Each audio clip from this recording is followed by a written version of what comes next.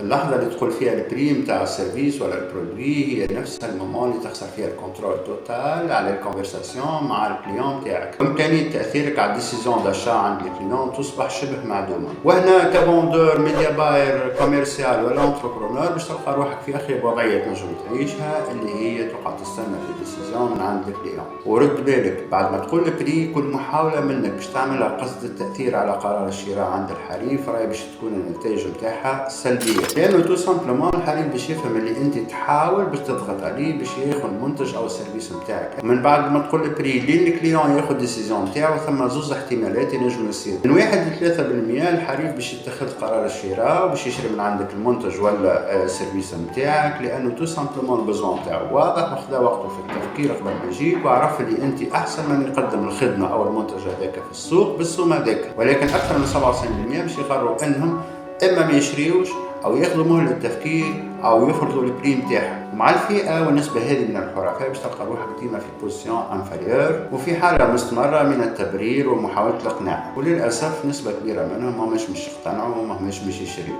وباش نفهموا علاش مش يشريوا، دونك لازمنا نفهموا شكون هم الحرفاء هذوما، شنو هي المؤثرات اللي تاثر على قرار الشراء عندهم، وكيفاش نجموا نستغلوا المؤثرات لي فاكتور هذوما باش نقنعوهم يشريوا لي سيرفيس ولا لي برودوي نتاعنا. هذا ان شاء الله باش يكون موضوع الفيديوهات القادمه اللي باش نحكيو فيه على هذا وازيد ان شاء الله بالتفصيل. اذا كانك مهتم بالمواضيع هذه دونك سجل الفيديو عندك وبارتاجيه مع اصحابك حتى تعمل فائده على الجميع.